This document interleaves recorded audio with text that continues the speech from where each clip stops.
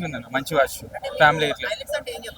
Highlights అంటే story బాగుంది, hero కానీ హీరోయిన్ కానీ యాక్టింగ్ బాగుంది మంచిగా. కనెక్ట్ యాక్చువల్ కనెక్ట్ చాలా బాగుంది అన్న, మంచిగా చేశాడు. చాలా ప్రీవియస్ సాంగ్స్ చాలా బాగుంది. డిఎస్పీ అదర్ కొట్టేశాడు.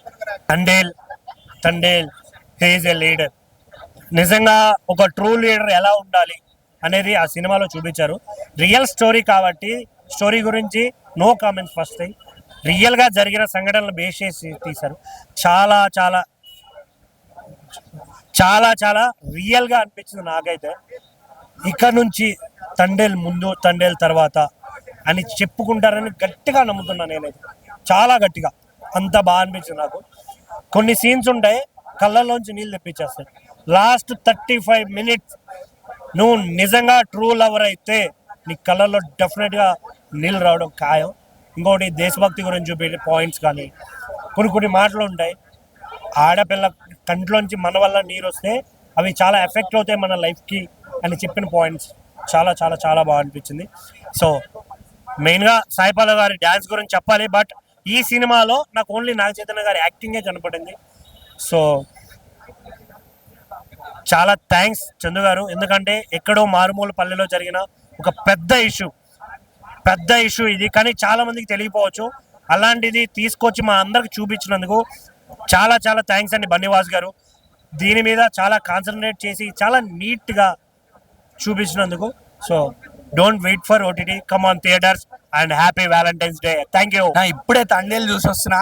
తండేల్ దుల్ల కొట్టేశారు. చందుమొండేటి గారు, సాయి పల్లవి గారు, నాగ చైతన్య గారు ముగ్గురు దుల్ల కొట్టేశారు. ఎందుకు అంటే అంత మంచి లవ్ స్టోరీ ఉంది, అంత మంచి పేట్రియాటిజం ఉంది, దేశభక్తి ఉంది. అలానే లవ్ స్టోరీకి ప్రొఫెషన్ ఎట్లా వస్తుంది, అలానే ఆ ప్రొఫెషన్ వల్ల వీళ్ళు ఎన్ని కష్టాలు పడతారు. మనం అందరూ సీ ఫుడ్ తినేస్తారు, హ్యాపీగా ఎంజాయ్ చేస్తారు. కానీ ఆ సీ ఫుడ్ రావడానికి మన చేపలు పట్టే వాళ్ళు ఎంత కష్టాలు పడతారు. ఒక్కసారి వాళ్ళు సముద్రంలోకి దిగాక వాళ్ళు ఎన్ని కష్టాలు చూస్తారు. అలానే ఇది based on real story, true incidents. So వెళ్ళిన వాళ్ళు ఎన్ని కష్టాలు పడ్డారు. 2 ఏళ్ళు పాకిస్తాన్ లో చిక్కుకుపోయారు. 2 ఏళ్ళు ముక్కు మోనిసలు బానిసల్లాగా నీలిగిపోయారు అక్కడ. కానీ వాళ్ళకి దిక్కు లేకుండా పోయింది. అలాంటి కష్టాల నుంచి ఎలా బయటపడ్డారు అని చందుమొండేటి గారు మంచి స్క్రీన్ ప్లేతో, దానికి తగ్గట్టు డిఎస్పీ గారు మంచి బ్యాక్గ్రౌండ్ మ్యూజిక్ తో చాలా బాగా చూపెట్టారు. సాయి పల్లవి గారు యాక్టింగ్ డామినెన్స్ అంటే ఆవిడ స్క్రీన్ మీద ఎవరిని డామినేట్ చేయలే, ఈ సినిమాలో కూడా అంతే. అలానే నాగ చైతన్య గారు ఆయన మళ్ళీ ప్రూవ్ చేసుకున్నారు ఎందుకంత మంచి యాక్టర్, ఎందుకంత మంచి ఆర్టిస్ట్. మంచి emotional scenes, love story, romance, అలానే పేట్రియాటిజం, దేశభక్తి అన్ని చూపించారు. అన్ని చాలా బాగా వర్కౌట్ అయ్యాయి. పాకిస్తాన్ సెంట్రల్ జైల్లో ఎస్పెషల్లీ మన జెండా ఎగిరినప్పుడు వచ్చే ఫైట్ సీక్వెన్స్ అదిరిపోతుంది.